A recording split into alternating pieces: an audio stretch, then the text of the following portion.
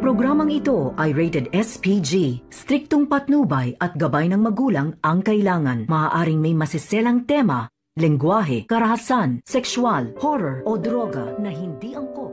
Josa, bakit mo sumagot sa cellphone ni Lynette? Kasi magkasama kami dalawa ni Lynette, niyaya ko. Tila nagalit nga itong si Doc Carlos Benitez nang sagutin ni Josa itong cellphone ni Lynette at nagtanong nga ito na kung bakit siya daw ang sumagot sa cellphone ni Lynette at nasaan daw itong si Lynette. At dito nga nagpaliwanag itong si Josa na magkasama nga sila ni Lynette dahil inaya nga ni Josa itong si Lynette na lumabas at dalawin nga itong puntod ni Cromwell. At dahil dito, nagtanong itong si Carlos kung nasa ang lugar ba daw sila.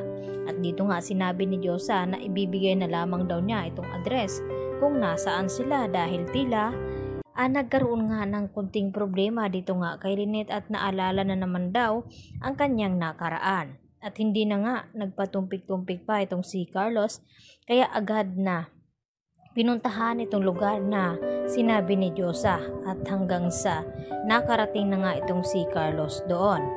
At dahil hinabol ni RJ itong si Lynette upang kumprontahin kung okay lang ba daw ito at dito nga nagalit itong si Lynette dahil sa takot na baka maabutan daw sila ni Carlos.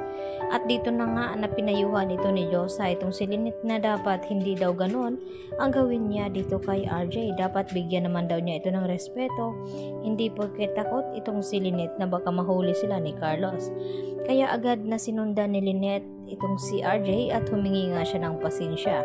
Kaya sakto naman na yun ang naabutan dito ni Carlos at hindi nga nagkamali dahil sa tindi ng selos ni Carlos ay nagawa niya ngang hilain palabas ng restaurant itong si Lynette at hanggang sa kanilang bahay nang makarating sila ay hindi pa rin natigil itong si Carlos sa kakadakdak dito nga kay Lynette.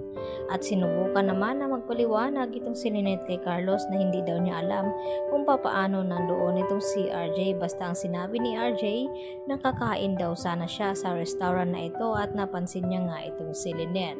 At hindi naman daw maniniwala itong si Carlos sa lahat ng sasabihin dito ni Lynette.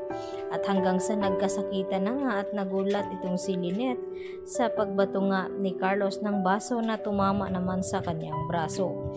At dahil dito, agad na napatawag itong si Lynette dito nga kay RJ na sinasaktan daw siya di umano dito ni Carlos at pati itong si Annalyn ay ipinaalam nga dito ni Lynette. At nagulat ang mga ito na makita nga itong si Lynette na may sugat sa braso at hindi naman hahayaan ni Annalyn na hindi pananagutin itong si Carlos Benitez sa ginawa nito at balak ngang magsampa ng kaso itong si Annalyn na physical injury dahil sa nangyari nga dito kay Lynette.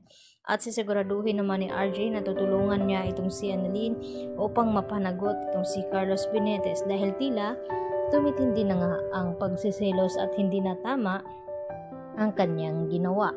Dahil hindi lang ngayong beses na ito na sinaktan niya itong si Lynette dahil pangalawang beses na nga niya na nasaktan itong si Lynette at hindi na nga palalampasin ni Lynette ang pagkakataong ito na dahil tila sa tindi ng selos ay nagawa ngang manakit itong si Carlos. Lalo pat pinag-iinitan nga ni Carlos ngayon itong si Annalyn Santos na hindi daw dapat deserve ni Annalyn na mapunta dito sa Japan kung saan ay tila hindi nagustuhan ni Carlos itong ginagawa ngayon ni Mang Pokwang at hindi natuturuan daw ni Annalyn ng maayos dahil tila ginawa ang ospital ng East Street na charity dito ni Annalyn dahil sa mga pasyente na pinapakain nga dito ni Aling Pokwang. Kaya hindi niya ito nagugustuhan kaya palpak daw ang challenge na ginawa na inaccept dito ni Annalyn. Subalit hindi pa natatapos ang laban dahil sisiguraduhin nga ni Aling Pokwang na matutuwa itong si Carlos Benitez sa performance na gagawin nito.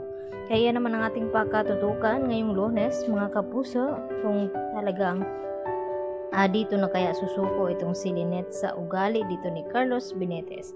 Yan na po aking karagdagang latest update today at maraming pong salamat sa inyong pananatiling panonood dito sa aking munting channel mga kapuso. At hanggang sa muli at huwag niyo po sanang kalimutan i-like at i-subscribe ang aking munting channel na ito. Hanggang sa muli, marami pong salamat sa inyong pakikinig.